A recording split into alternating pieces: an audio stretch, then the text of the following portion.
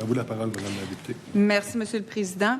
Alors, une première chose, je voulais juste vérifier tout à l'heure, quand je vous ai interrogé à propos des travailleurs, est-ce que vous m'aviez dit que c'était le taux de postes vacants en tourisme était parmi les plus bas parce que c'est exactement le contraire que nous disent l'industrie? Non, je voudrais que nous, dans nos bulletins de performance, puis dans les données qu'on reçoit, le taux d'emploi vacant dans l'industrie touristique depuis quelques mois est à son plus bas niveau depuis justement 2019, là, en comparaison avec 2019.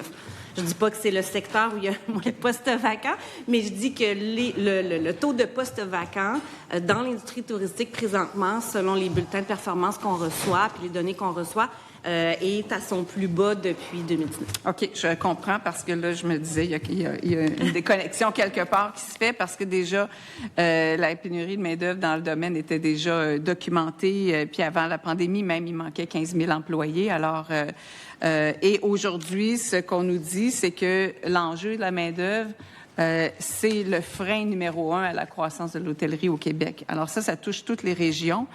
Comme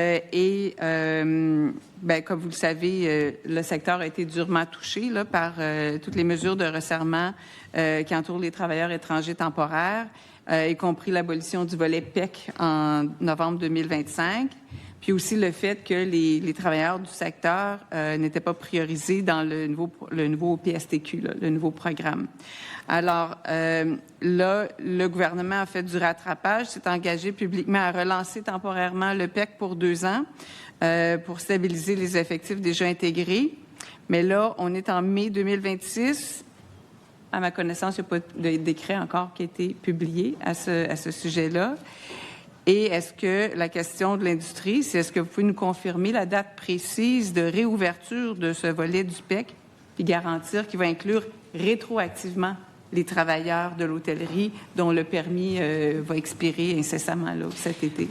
Bien, écoutez, là, je vais laisser le ministre de l'Immigration répondre à cette question. Ça relève de son ministère. Ce que je peux vous dire, par contre, c'est qu'on a multiplié les discussions depuis décembre dernier pour faire prioriser certains emplois, dont le métier de cuisinier, entretien ménager.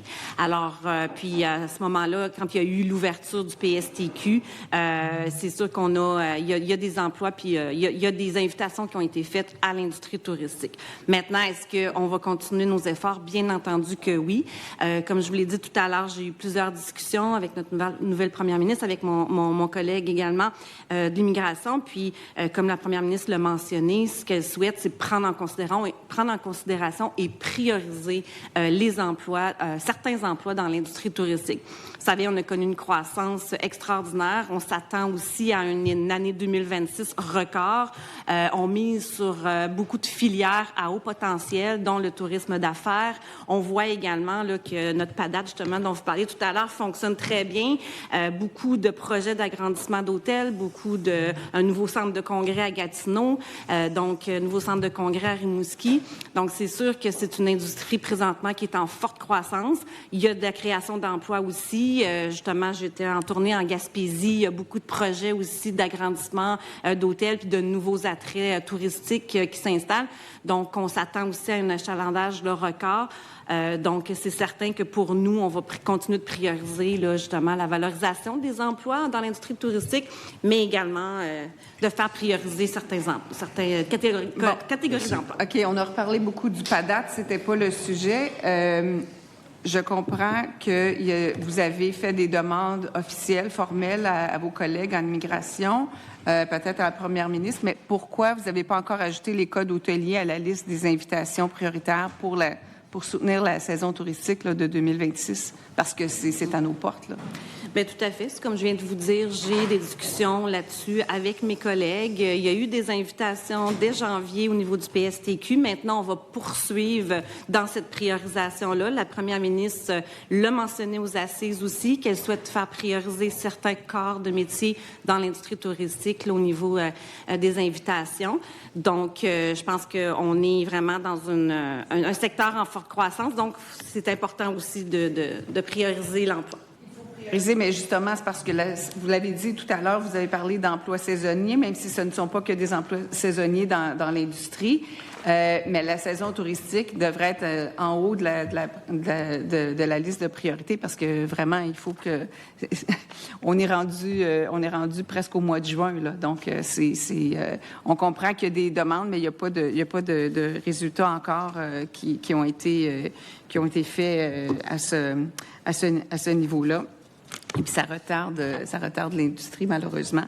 Donc, je vais vous poser une question parce que il y avait un article qui couvrait l'annonce de la ministre qui a été faite pour l'octroi d'1 million de dollars à l'Alliance de l'industrie touristique du Québec pour structurer le développement du tourisme d'affaires au Québec.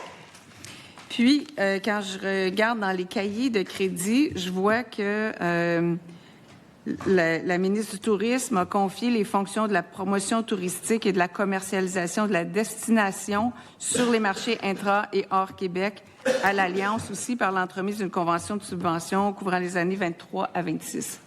Alors, est-ce que le montant total finalement qui était accordé à l'Alliance, c'est combien? Parce que là, il y a le 1 million qui a été accordé récemment pour le tourisme d'affaires, pour structurer le tourisme d'affaires, mais il y a aussi pour la commercialisation de la destination. Oui, bien, tout à fait. Alors, c'est 14 millions qui sont octroyés pour le marketing, la promotion. Pouvez-vous répéter parce que mon collègue toussait et je n'ai pas entendu. C'est le mentionné, madame. C'est bon. Ça va, Monsieur le Président? Merci. Donc, ce que je disais, c'est qu'effectivement, il y a un 14 millions qui est octroyé à l'Alliance là, pour la promotion à l'international, le marketing. Et effectivement, on a octroyé 1 million de dollars, qui est un autre montant, pour justement promouvoir, développer le tourisme d'affaires partout dans l'ensemble des régions du Québec.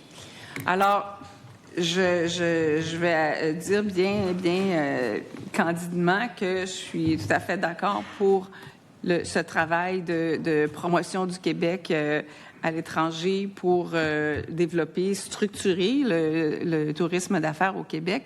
Mais comment pensez-vous qu'on va y arriver avec une telle pénurie de main-d'œuvre? Parce que moi, quand j'ai rencontré des gens de l'industrie, on me parlait d'être obligé de fermer des blocs de chambres d'hôtel ou des salles de conférences parce qu'il n'y avait pas assez de personnel, puis ça venait d'être modernisé récemment. Puis là, les propriétaires se trouvaient devant la dure réalité de devoir faire un choix entre ces blocs de chambres ou ces salles de conférences parce qu'elle était bloquée avec les changements qui sont arrivés pour les travailleurs étrangers. Bien, écoutez, les taux d'occupation, d'hébergement sont plus hauts que jamais. On assiste à des agrandissements d'hôtels, à des constructions de nouveaux centres de congrès. Donc, je pense qu'il y a vraiment une confiance des promoteurs envers le développement touristique. Je pense que l'ensemble des partenaires est vraiment mobilisé justement à augmenter la part du Québec là, en termes de visiteurs étrangers parce que c'est ce qu'on souhaite, c'est d'amener de la devise étrangère, d'amener de l'argent neuf au Québec. Maintenant, comme je vous disais tout à l'heure, on est quand même, je vous compare le taux d'inoccupation, le taux d'emploi vacant, là, on est à 3% présentement, donc c'est un taux qu'on n'a jamais eu avant. Maintenant, est-ce qu'il reste des défis, est-ce qu'il y a encore des préoccupations au niveau de l'emploi? Certainement, mais on y travaille. Comme je vous disais, j'ai multiplié les interventions auprès de mes collègues dans les derniers mois. La première ministre a fait une déclaration aux assises de l'UMQ. Je pense qu'on travaille justement à prioriser certains types d'emplois dans l'industrie touristique parce qu'on voit que le taux de croissance est vraiment en forte augmentation. On a également, dans le dernier budget, octroyé 800 000 au CQRHT. Ça, c'est afin de poursuivre la formation, poursuivre la valorisation parce que c'est pas une seule solution. Il y a pas que les travailleurs étrangers temporaires. C'est une multiple solution. Je vous parlais tout à l'heure d'une plateforme web de partage de main-d'œuvre. Écoutez, la semaine dernière, j'entendais d'autres secteurs de l'économie qui souhaitaient avoir ce même type de plateforme-là. Donc, ce sont des initiatives qui sont créées aussi afin de répondre aux besoins de main-d'œuvre. Mais je pense qu'on va continuer à agir concrètement. Puis je pense qu'avec le 800 000 $ aussi, avec le CQRHT, les discussions que j'ai présentement avec la première ministre afin de faire prioriser certains types d'emplois, je pense qu'on est en... Merci. On agit.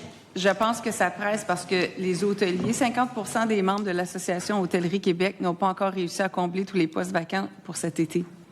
Alors, c'est beaucoup, là. Puis, les taux d'occupation sont élevés, c'est ce qu'on veut, mais il faut que les gens aient une bonne expérience. Parce que moi, si je vais à l'hôtel, puis que j'arrive pas à avoir de service, ou que je vais au restaurant, puis les gens sont pas formés parce qu'il y en a pas suffisamment, bien, c'est sûr que je vais pas retourner à cette destination-là.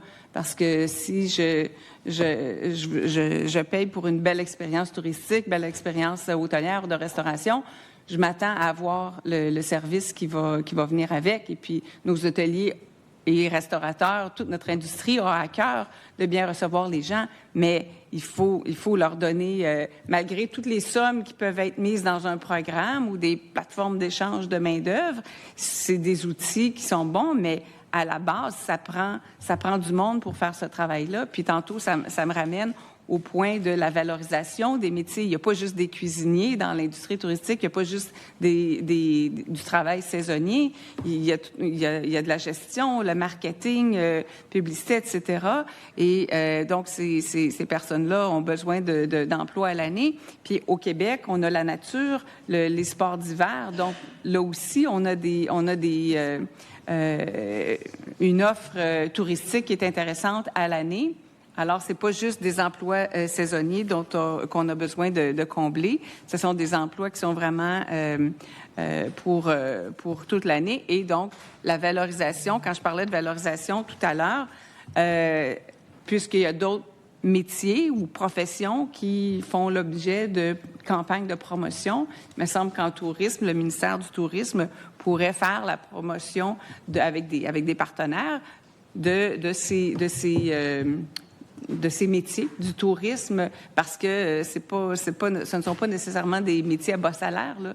Il y en a qui gagnent de très bons salaires, et ceux qui ont les pourboires, parfois ça double leur salaire. Donc, on pourrait avoir une campagne pour valoriser ces métiers, puis auprès des jeunes qui sont au cégep aussi, les jeunes Québécois qui sont au cégep aussi, parce qu'il y a un bel avenir à avoir quand même dans ce monde-là. Maintenant, et puis oui, et c'est que une des choses que les gens nous ont dit, c'est la prévisibilité de la main-d'œuvre, puis prévisibilité dans les programmes, évidemment, mais prévisibilité de la main-d'œuvre, c'est très important, puis ça, ils l'ont pas du tout, là, dans le domaine touristique. Donc, ce que je comprends, c'est que vous faites des demandes, mais il n'y a pas encore de réponses qui sont arrivées concrètes de vos collègues là, de l'immigration, puis de la première ministre, malgré les engagements qui ont été pris, mais dans le concret, les codes n'ont pas encore été créés pour être priorisés et tout ça. Il me reste peu de temps, mais je vais vous poser une question sur le stade olympique, sur le suivi des échéanciers et des coûts. Je pense que ça progresse quand même. On le souhaite rondement, la rénovation, le remplacement du toit et de l'anneau technique. Alors, est-ce que vous pourriez nous dire où ça en est dans ces travaux-là? Effectivement. Écoutez, en 2024, on a investi 870 millions pour remplacer le toit et l'anneau technique. Alors, les travaux progressent très bien. C'est près de 50% du chantier qui est complété. Réouverture qui est prévue en 2028. La bonne nouvelle, c'est qu'on est dans les temps et dans les budgets. Donc, c'est un chantier qui est géré de façon rigoureuse. Puis je remercie d'ailleurs les équipes du Stade olympique là, qui gèrent ce chantier avec des mains de maître. Alors, c'est certain que depuis la confirmation de cet investissement-là, on est confiant de pouvoir justement réouvrir en 2028 dans les temps. Ce qui est intéressant aussi, c'est que plus de 90% des contrats ont été octroyés au Québec. On va pouvoir enfin se doter là, du seul amphithéâtre de plus de 50 000 sièges à l'est du Canada.